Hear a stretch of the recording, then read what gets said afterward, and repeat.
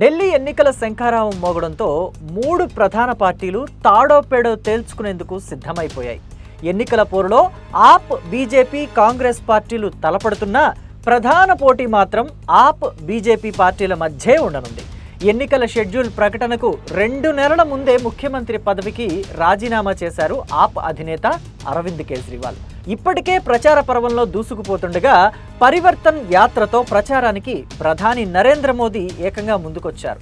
ప్రచారంలో వెనకబడ్డ కాంగ్రెస్ అభ్యర్థుల ప్రకటనలో మాత్రం ముందుంది.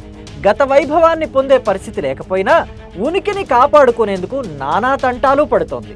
ఇక అవినీతి నిర్మూలన అనే పేరుతోటి ఆవిర్భవించిన ఆమ్ ఆద్మీ పార్టీ ఇప్పుడు పలు అవినీతి ఆరోపణలను ఎదుర్కొంటోంది. 2013లో జరిగిన ఎన్నికల్లో ఆప్ 29.49% ఓట్లు సాధించి మొత్తం 70 సీట్లలో 28 సీట్లు గెలుచుకుంది. 2 ఏళ్ల తర్వాత అంటే 2015లో అఖండ విజయం సాధించింది. 54.34% ఓట్లతో 67 సీట్లు గెలుచుకుంది ఆమ్ ఆద్మీ పార్టీ. ఇక నాడు బీజేపీకి 3 సీట్లు మాత్రమే దక్కాయి. కాంగ్రెస్ అయితే అసలు ఖాతానే తెరవలేదు.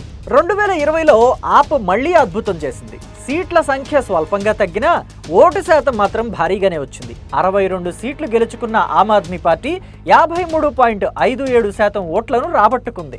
ఒకప్పుడు అవినీతికి వ్యతిరేకంగా రూపొందించిన ఆ పార్టీ ఇప్పుడు అవినీతి ఆరోపణలను ఎదుర్కొంటోంది. మాజీ సీఎం అరవింద్ కేజ్రీవాల్ దాదాపు 6 నెలల పాటు జైల్లోనే ఉన్నారు. మరో నేత మనీష్ సిసోడియా 17 నెలల పాటు జైలు జీవితం గడపాల్సి వచ్చింది. మాజీ మంత్రి సత్యేంద్ర జైన్, రాజ్యసభ సభ్యుడు సంజయ్ సింగ్ కూడా ఓచలు లెక్కబెట్టారు జైలుకు వెళ్లి. ప్రస్తుతం వీరంతా బెయిల్పై బయట ఉన్నారు.